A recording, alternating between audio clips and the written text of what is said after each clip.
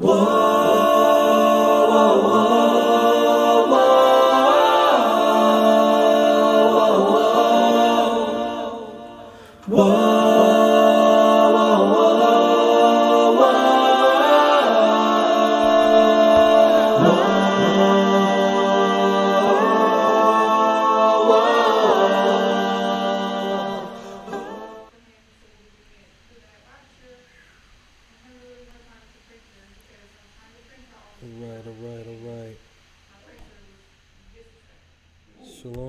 Shalom.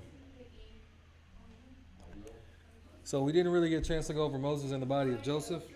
We're going to try to make this quick. So before we can get into anything, fair use, this is for educational and training purposes.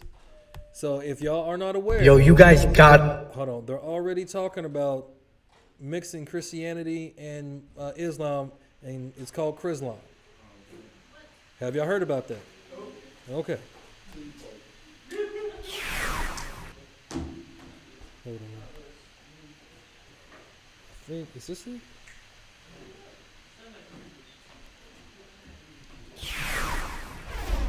No, hold on. It's supposed to be in order. Let me go to it. Oh, it didn't update it. Wow. Well, I guess I'll have to show that to y'all next time. But it's a whole thing. They're like either building a mosque or something or whatever, and they're combining the two main religions. So it's a whole bunch of confusion. But it's supposed to have already been on here. I don't know why it's not in here now. Chrislam. And so since I didn't get it in on this one, I'll make sure it's on the next one. That's fine. Right? So we know we're at the close of the days of unleavened bread, right? So you got Passover and you got 7 days of unleavened bread.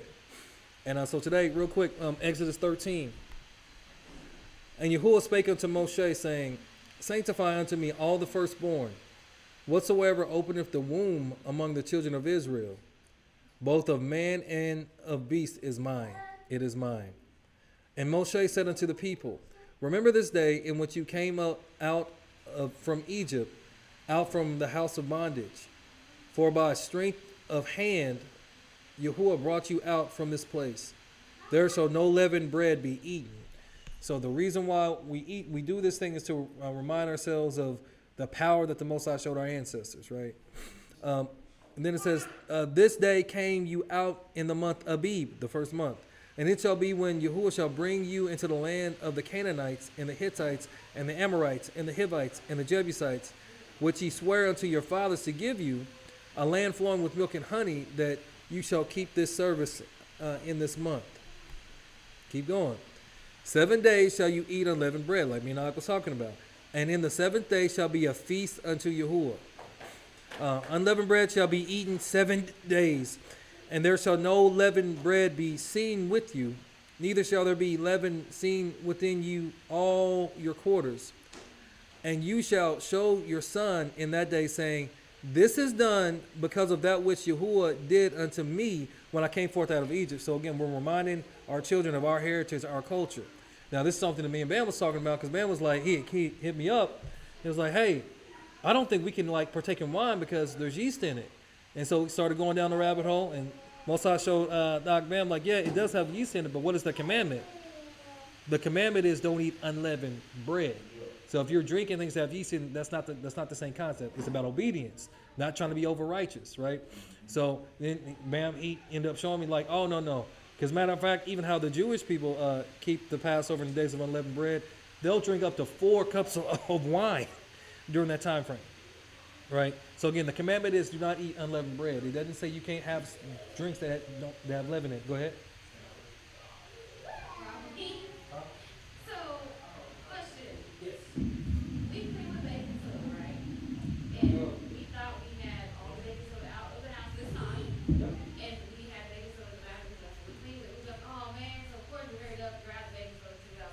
Right? So, like, is that, like, we were just like... So, I mean, technically you're supposed to make sure that all the leaven's out of the house. Right. In today's day, I mean, they put leaven in almost everything. I'm going to be honest with you. You got to really check that thing. Because, like, don't get me wrong, we had to do the same type of deal. We thought we got everything out. Yeah. And then lo and behold, something else like, what does this have leaven in it for? It's weird. Yeah. repent to the Father because He knows that we're trying our best to move towards the Most High.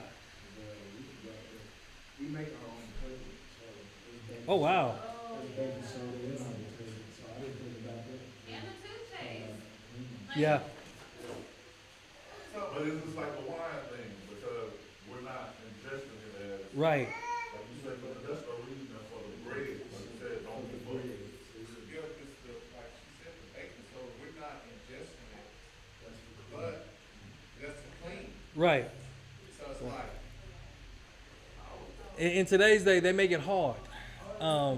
But again, you got to have like discernment, and if you're not ingesting it, and if it's not a part of like a bread type of a product, technically, yeah. you're not breaking the commandment, because the commandment is not eating unleavened bread. You got to get all the leaven out your house. When I was telling Jerome, I was like, you know, because when I said, oh, Father, forgive us, and then I told him, I was like, you forgot it.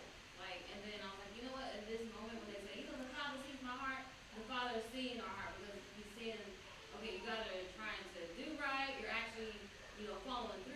Right. It was like, this is that moment when you're like, okay, the Father's actually seeing my heart right now, because, you know, because sometimes people misuse that. Yeah, Oh, the Father knows my heart, but no, like we really trying to do what was best yep, by the word and make sure we had that, but nope, we had one there, so. yeah. I mean, trust me. because, Yeah. because, you put baking soda in the refrigerator to the smell. Yeah. Yep. You're not partaking of it, Right. it's just deodorizer and carpet Clean. Yep. cleaning, Yeah. and it's like, wait a minute, when she said that, I'm like, technically we're not using it for Right. food, but But the ones we did use for food into that. Yeah, 100%. Yeah, you got that thing out of there. Right. Facts. And again, the Most High, He knows that we're moving towards perfection, so Right. that's where that grace comes in. Go ahead. You also said something about, it's about obedience, not over righteousness, so we Right. gotta, like, it's like a lot of things, like, we gotta understand, you know what I mean, like you said, we want to do right, but a lot of times I think we overlook the reason why he said what he said, and we go into do it. And I think that's why a lot of the quote-unquote Israelites get a lot of a flag, because they drive. Yeah. It's like the Yep. scribes and Pharisees, like, but he missed the point. Right. The point is. What's the spirit behind the law? Exactly. Mhm. So, but like with the wine, like we looked up, like, it wasn't quote unquote bread. Like, it wasn't a bread product, a byproduct of bread. But it's a byproduct of yeast. But it was a wine. So the commandment is also drink wine. Mm-hmm. And there's almost no way to formulate wine without yeast. Yeah.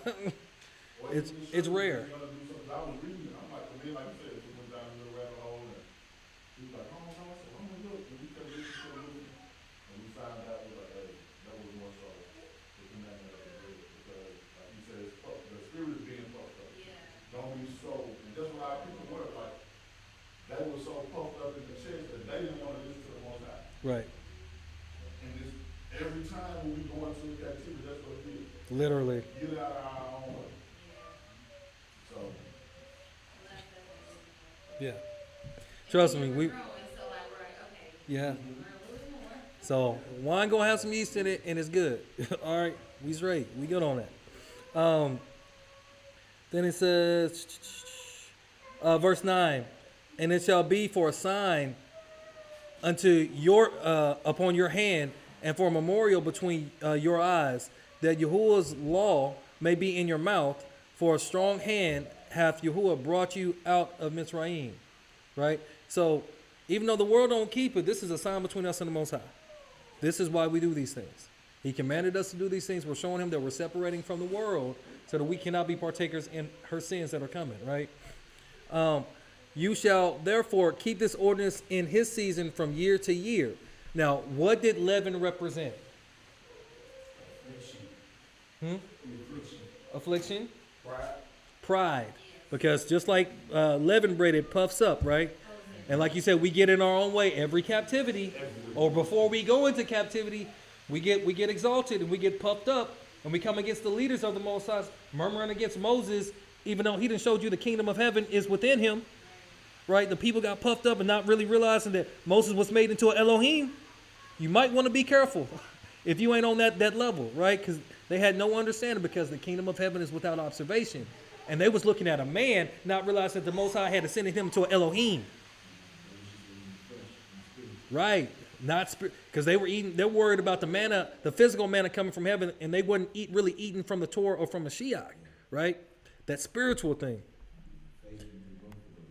Boy, you know it.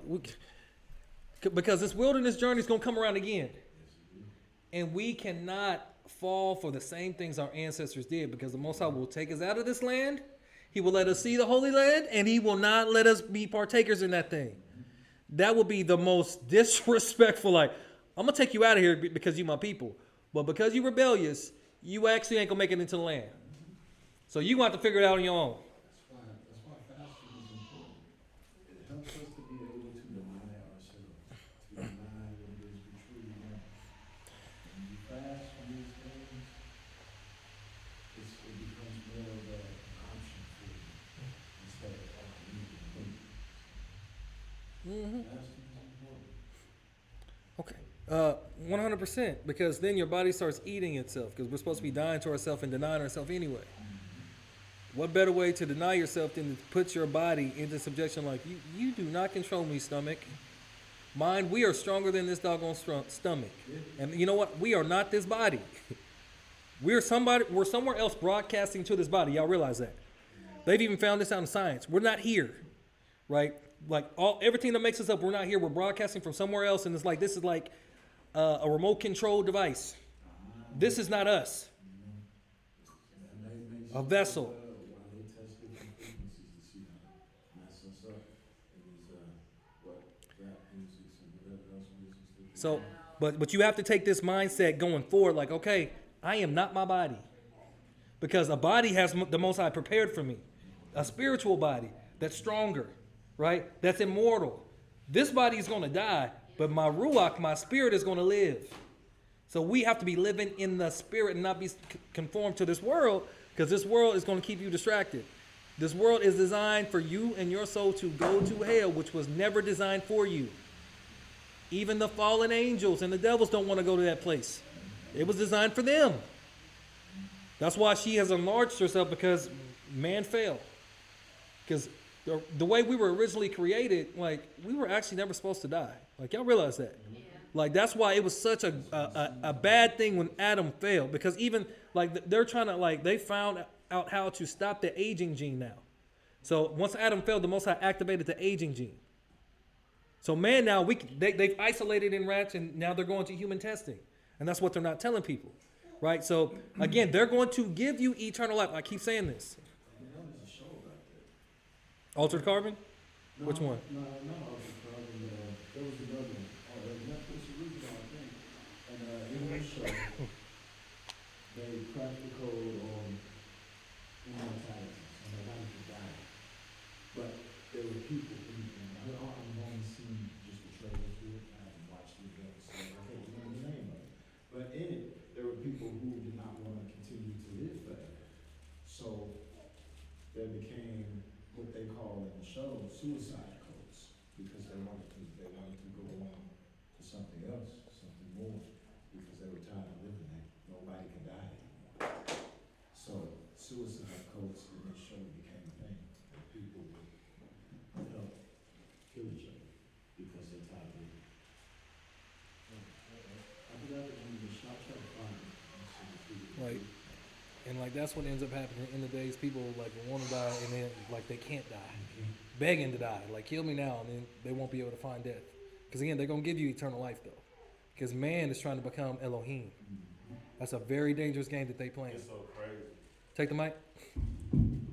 Like, just hearing that is crazy, because it was already prophesied that you gonna live on this side and gonna live here, and them trying to get away. It might be their own damnation. It might be just the Most High allowing it to happen that way for them who think they're gonna pass them. And it's a big grave for themselves. Because like when we think about Mashiach, we got to start like really making him like a person, right? I understand his spiritual body, his overall overarching mission, but he came down here as a man. When he got tempted in the desert for 40 days, and Hasatan came, showed him all the kingdoms of the world and how all he had to do was worship him and everyone would worship him. Do you not think that he offered him eternal life? Think about all the professional athletes, all of the movie stars.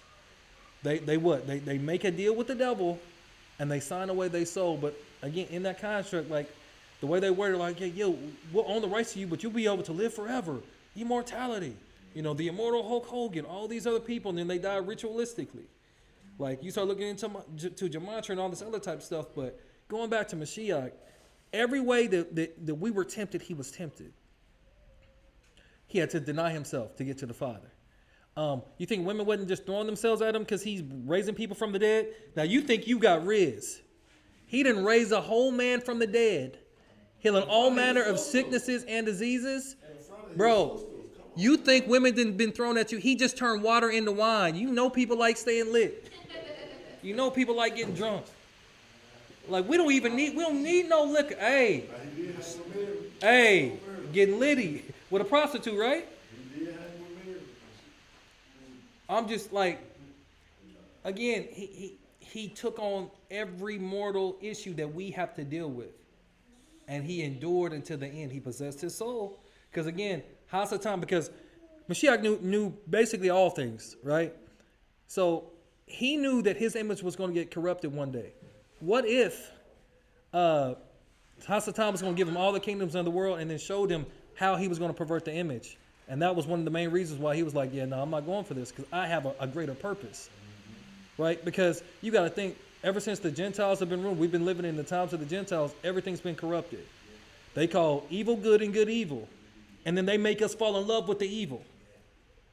The best TV shows are like Breaking Bad and all these shows, Blacklist, with all these bad people, and you fall in love with those characters, or that show Lucifer, all of these things, right? And you fall in love with those shows, and you start falling in love with the other side. Now, can two walk together unless they be agreed? No, they can't.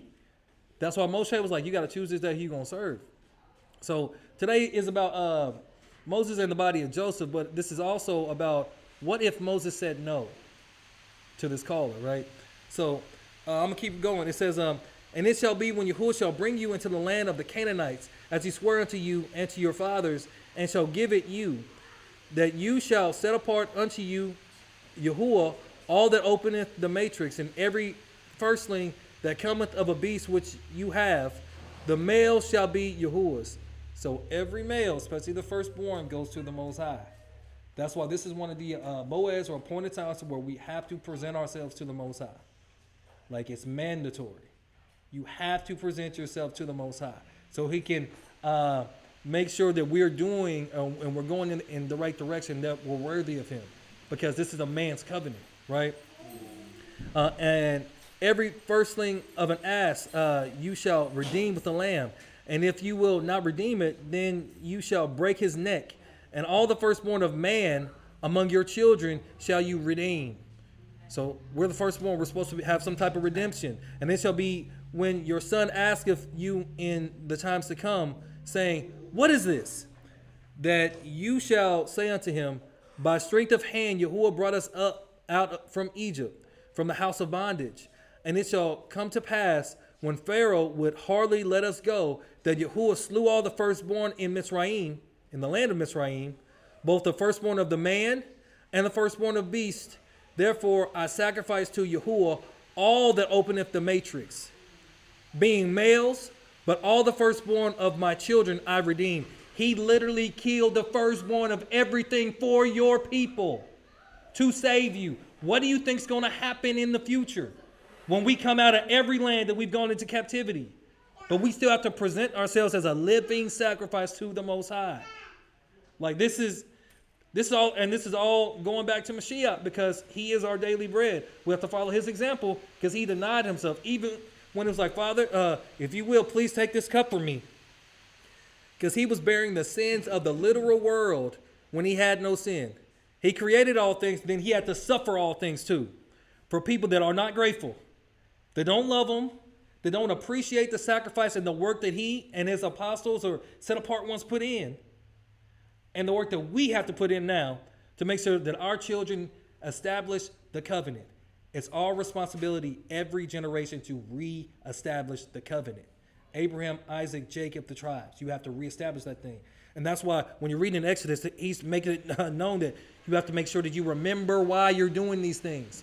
This is not just a feast, an 8-day feast where we just come and just eat. You have to remember what the hardships that your ancestors went through, the mistakes that they made, so you don't be partakers in the same mistakes and the same sins. That's why they tell you the law is done away with. Just read the New Testament. They don't want you remembering your heritage and who you really are. It's not important to them because it's not a sign between them and the Most High. This is a sign between you and the Most High. On your hand, in the frontlets of your eyes. That's a whole mark of the Most High. Just by being obedient.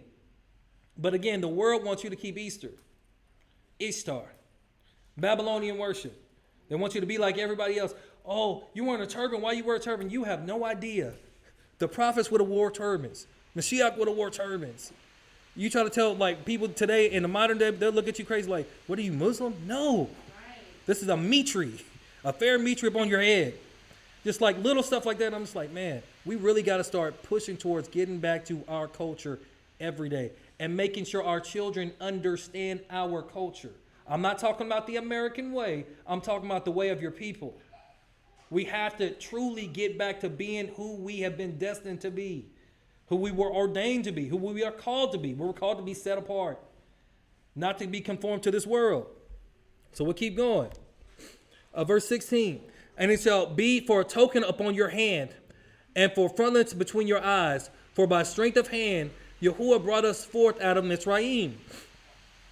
And it came to pass when Pharaoh had let the people go, that Elohim led them not through the way of the land of the Philistines, although that was near. For Elohim said, lest peradventure the people repent when they see war, and they return to Mitzrayim. But Elohim led the people about through the way of the wilderness of the Red Sea, of the Reed Sea. And the children of Israel went up harnessed out of the land of Mitzrayim, and Moshe took the bones of Yosef with him. For he had straitly sworn the children of Israel, saying, Elohim will utterly visit you, and you shall carry up my bones away hence with you. Now, what was the significance in them carrying the bones of Yosef? So I was thinking because he was not, like he was buried in Egypt, right? He wasn't buried. Yeah, he was buried in Egypt. He died in He wasn't Egypt. buried in the land. Hmm? It wasn't in the land. No, he wasn't buried in the land. And He was supposed to be buried by his father, right? Or did his father want to be buried by him? so Joseph ends up, because his father made him bury him in the area where he had already purchased for their burial. But it was only supposed to be 3 patriarchs and the wives that could be buried in that place, right? So when you start learning about Joseph and the things that Joseph ended up doing, you're just like, man, for everything there's a time and for a season, and then there's a reason, right? We'll keep going because I want to get to that. And they took their journey from Sukkot and encamped in Etam, in the edge of the wilderness. And Yahuwah went before them by day in a pillar of a cloud to lead them the way, and by night in a pillar of fire to give them light, to go by day and night. He took not away the pillar of the cloud by day, nor the pillar of fire by night from before the people. So again, today we're going to talk about what if Moses said no? What if Moses didn't answer the call? What would have happened? We'd have never left Egypt. And we're going to go back to the legend of the Jews. Excuse me. And Bam, if you don't mind, read for a little bit. The death and burial of Joseph. On his deathbed, Joseph took an oath of his brethren that he bade them to their deathbed. What bade them? He made them promises? Yeah, he made them swear, basically. On their deathbed, likewise, taking oath with their sons to carry his bones to Palestine. When Yahweh shall visit them and bring them up out of the land of Egypt, he said, I that am a ruler, could take my father's body up to the Holy Land while it was still intact. Right, because he was second only to Pharaoh at the time, right? Mm-hmm. Of you I do, but make the of you did I do make the request, that ye carry my bones from hence, and you may enter them in any spot of Palestine. For I know that the burial place of the fathers was appointed to be the tomb only for three patriarchs and their wives. Abraham, Isaac, Jacob, right? So why are they taking Joseph's body? If it's only for the three patriarchs, why are they taking Joseph's body? Because I don't think all of this fully updated, because we'll just keep going with the body of Joseph. Keep going. Joseph took the oath to carry his remains along with them when they left Egypt, from his brethren, not from his sons. Mm-hmm. Not from his sons, to bury him at once in Palestine. For he feared the Egyptians would not give the latter permission to transport his bones, even they recalled that Joseph had been allowed to do with his father's body. They would object that Joseph had been the Viceroy. viceroy, and a wish preferred by one of so high, and what's the word? On the state. Mm-hmm. Could not be denied. Furthermore, he adjourned his brother not to leave Egypt until a redeemer. So they knew that they were going to be redeemed from one of their people, right? Joseph's even telling them before he dies, don't leave here until the Most High give y'all a deliverer. Yeah. Right? But take Okay. him with you though. Yeah. Yeah. Don't leave my body in this place. Should have prayed and announced his message with the words, Pakad. Pakad, I have surely visited you. A tradition which Joseph had received from his father, who had it from Isaac, and Isaac in turn.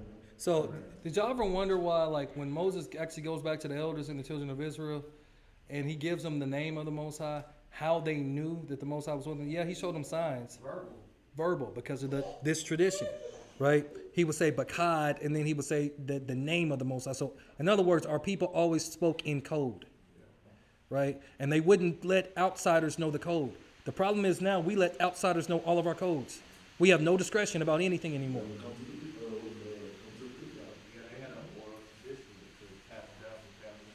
So when Moses said the name, he also said these other words, and then they automatically knew, like, wait a minute, the Most High, he did visit you then. How else could you know this thing? Because you were a prince in Egypt, and you've been gone 40 years in the wilderness. How else could you know the name and the code of the Most High? Unless he revealed himself to you in your mind. The burning bush was in the mind. He always comes to the prophets. They hear his voice from their mind. That's how he talks to people, even face to face. If you can discern the still, small voice of the Most High, right? We're going to keep going. Jeremiah, if you don't mind. Pass that to him, please. He be itching to read. He just learned how.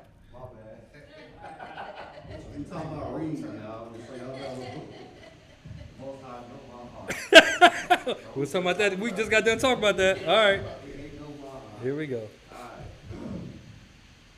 Did you just read this? Yeah, my bad. Okay. Had bearded. It heard it from Abraham. My bad. I heard it from Abraham, but it says beard. Yeah. And he told them that Yah would redeem Israel through Moshe as through the Messiah. So whoever the Redeemer was, it would be just like the Messiah delivered them, right? So Moshe was a Messiah, was a Mashiach, right? Okay, keep going. Through the Messiah in this world as in the world to come. Wait a minute. Did y'all catch what he just said?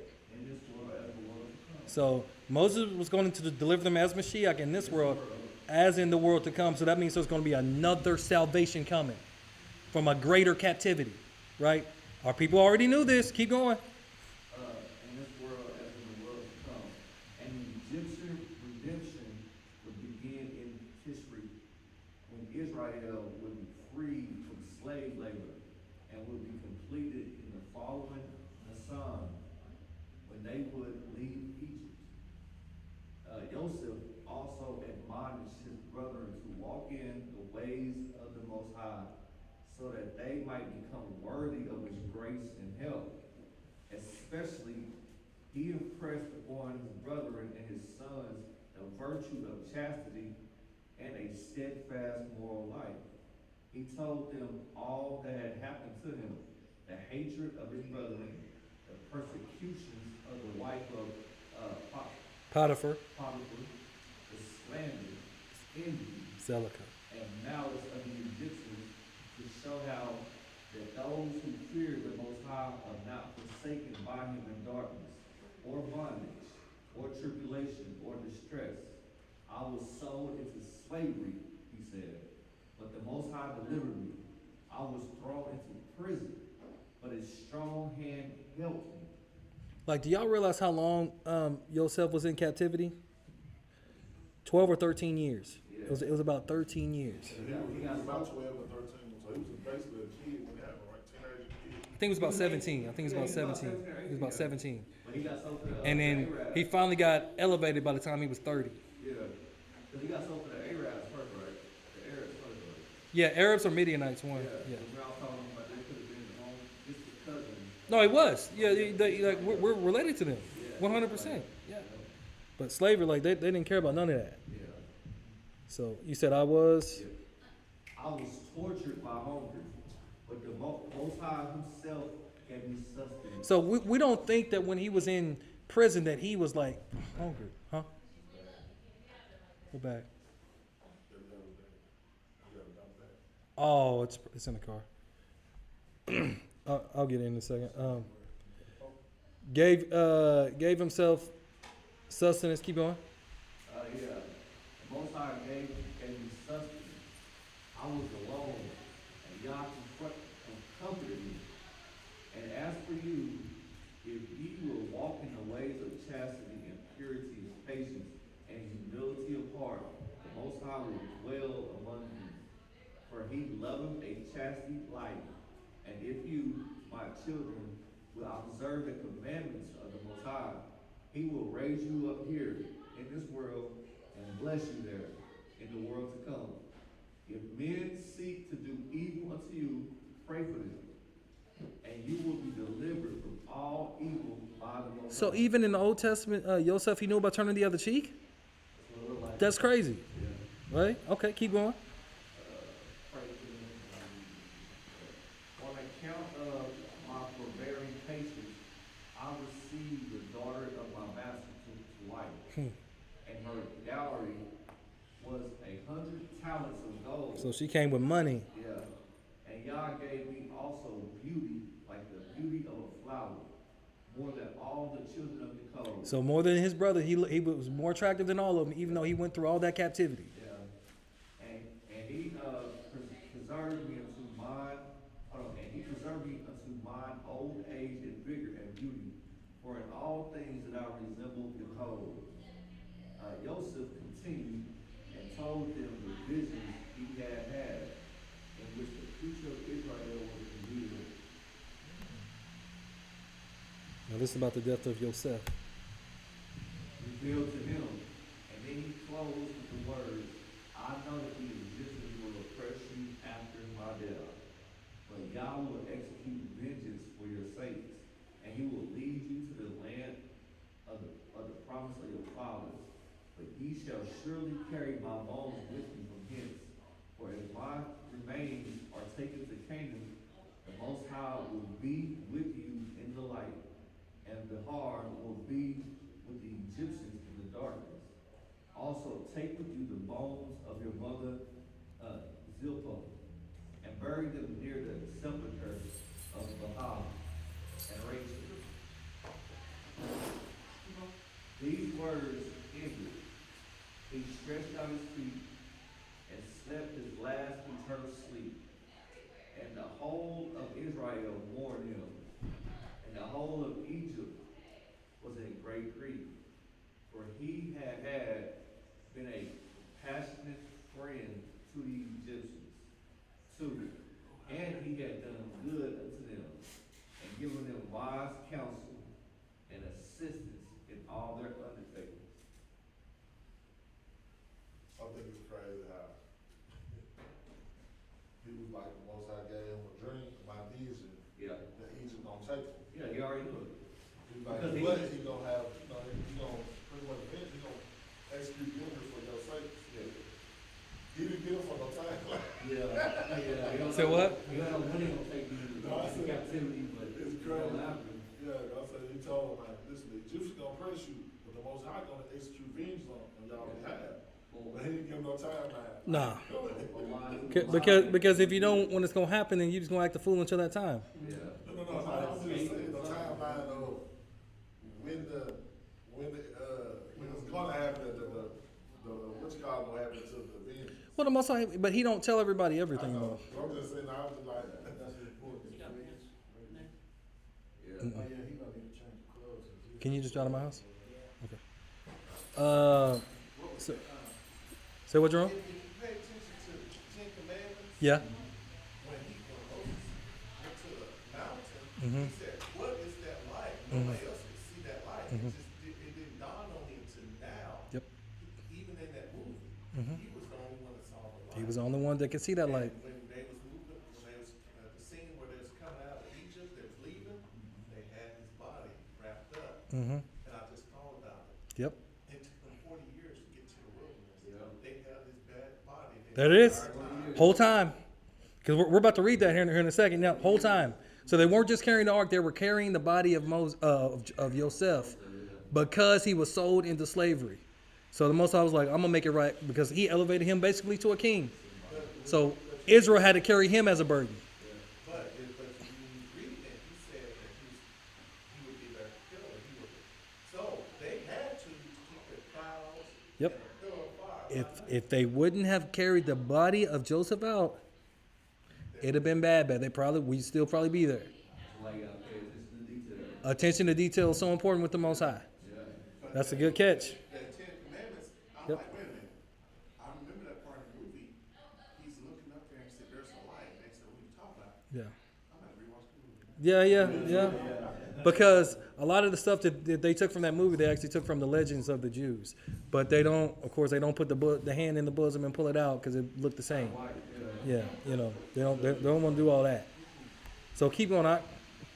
Joseph's wish that his bones should rest in the Holy Land was fulfilled when the Israelites went forth from Egypt, and no less a personage than Moshe applied himself to his execution. Such was Joseph's reward for the devotion that he had displayed in the interment of his father's body, for he had done all things needful himself, leaving naught to others. He didn't leave nothing unturned. Mm-hmm. Therefore, so great a man as Moshe busied himself with the realization of Joseph's wish. For 3 days and 3 nights preceding the Exodus, Moshe hunted up and down through the land of Egypt with Moshe's coffin. For Joseph's coffin. Joseph's coffin. Because he knew that Israel could not leave Egypt without heeding the oath given to Joseph. We couldn't even leave Mitzrayim. We couldn't even leave bondage unless we carried his body. Again, our ancestors sold him into slavery. And the Most High was like, okay, now y'all going to carry him as a burden now. Because then when we went to Egypt, he carried us as a burden. That's weird. Our ancestors sold them into slavery, then we got sold into slavery. Right after that. Then we get sold into slavery. Oh, man.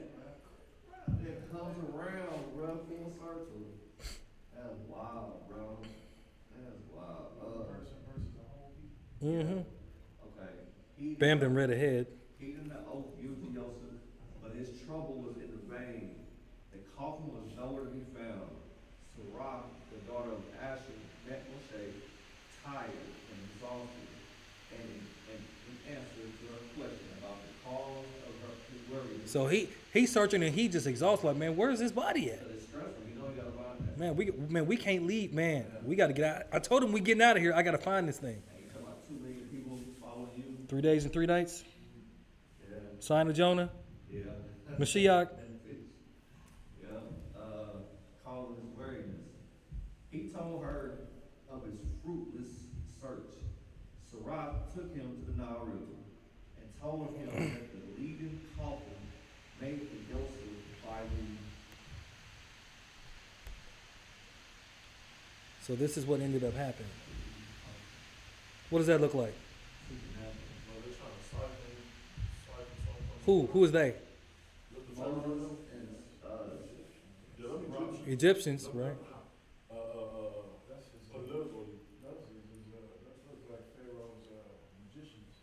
Magicians. Okay? Magicians from Egypt. Egyptians have been sunk there after having been scaled up on all sides. The Egyptians had done this at the instigation and with the help of the magicians, who, knowing that Israel could not leave the country without the coffin, had used their arts to put it in a place which could not be removed. Hold on. Because if they were doing witchcraft to make sure we couldn't be removed back then, what do y'all think they're doing now? What was that noise? Yeah. Yeah, what do you think they're doing now? Because they knew without the body of Joseph, we couldn't leave. Because whether people believe it or not, even witches or whatever, they also have a portal to the Most High. If you don't believe me, go read about Balaam. When he was trying to curse our people, and he was literally talking back and forth with the Most High. He acknowledged the Most High as his Elohim. Right. But they were doing stuff to keep you into captivity. He acknowledged that there's no Elohim, but he's trying to do witchcraft in other folks. Because when he went back to the king and told the king, I cannot curse these people. What the Most High blessed. He said, why? He said, because my Elohim is not alive. He said, my Elohim. Mm-hmm. Even though he has other guys he prays to, he still exalted the Most High above all. Because you got to still remember, the Most High through Mashiach created even witchcraft. Oh, yeah. So, created both sides of everything. All right, keep going. Moshe now took Joseph's cup, and he cut 4 flat pieces from it, and engraved a lion on one of them, an eagle on the second, a bull on the third, and a human figure on the fourth. Now, if you were to jump to like Daniel 7, this would look a lot like one of the beasts from Daniel 7, right? It was really strange. I was like, man, this looked like either the first or second beast from Daniel 7. That's like one of the angels. Huh? Could be. It does sound like what some of the angels look like, right? But Moshe grew up as an Egyptian, so he also understood their. So when the Most High chose Moshe, the level, because Moshe was basically like a pharaoh or a prince, so the highest level of witchcraft he would have been accustomed to seeing, also familiar with. So when he came to the Most High, like that's why the Most High, he says that the Egyptians are a wise and understanding people. They were very smart. Because they could do every miracle that Moses did except one. There was one thing off, and that's it. And that was the Most High, because he hadn't revealed himself to them like that, like he did to Moshe, right? Okay, keep going. Human figure of the fourth. He threw the first with the lion into the river, saying at the same time, Joseph, Joseph, that hour for the redemption of Israel hath arrived. The Shekinah lingers here only for thy sake. The clouds of glory await thy coming. If thou wilt show thyself, well and good. If not, and we are clear from our hope. But the coffin did not appear. So, still didn't come up. Then Moshe threw the second plate into the water, that with the figure of the eagle, repeating the same words. But again, the coffin did not rise from the bed of the Nile. What's America's animal? Eagle. Okay, that's strange. All right. Rise from the bed of the Nile. And there it remained too. When he threw in the third plate, bearing the figure of the bull, and called upon Joseph a third time to come forth, but the fourth plate, but the fourth plate with the human figure and the fourth invocation to Joseph brought the coffin to the surface of the water. So it took him 4 different times doing something, right? Moshe seized it and enjoyed it and bore it off. While Israel had been busy gathering gold and silver from the Egyptians, Moshe had been thinking of nothing but Joseph's coffin, and his happiness was great that he had been permitted to fulfill the wish of Joseph. This is what Jerome was talking about. During the 40 years of wandering through the desert, the coffin was in the midst of Israel as a reward for Joseph's promise to his brethren. I will nourish you and take care of you. Yah had said, as thou livest for 40 years, they will take care of thy bones. Man. Dry bones. Dry bones. The dry bones coming back into the actual land. Wandering through the wilderness, learning their culture, becoming one with the Most High, and coming into the land. A whole wilderness experience. 40 years. Wow. Okay. All this time Israel carried two shrines with them. The one the coffin containing the bones of the dead man Joseph, the other the ark containing the covenant of the living Yah.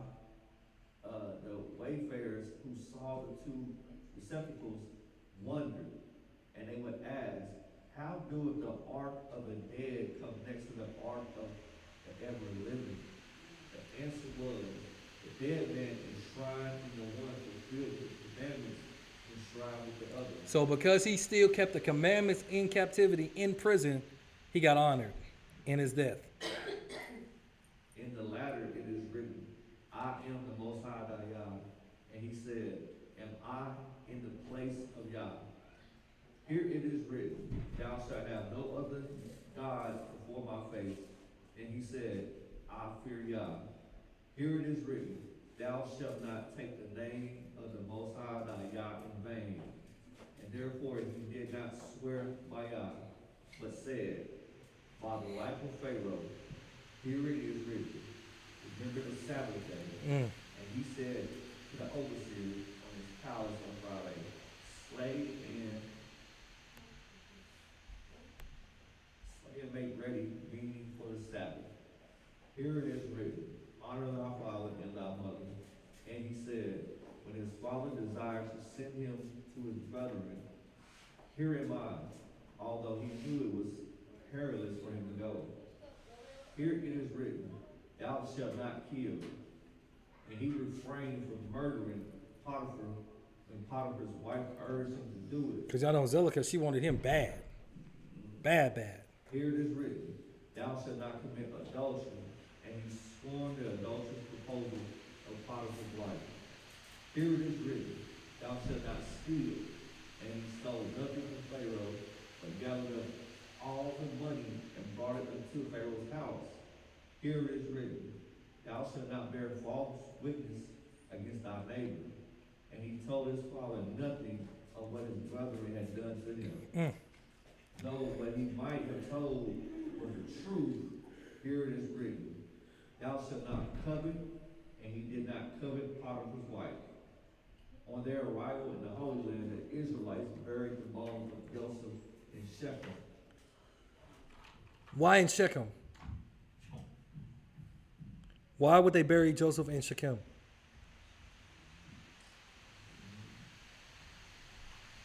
For Elohim. For Elohim, go ahead. For Elohim spake to the tribe, saying, from Shechem did ye steal him, and to Shechem shall ye return him.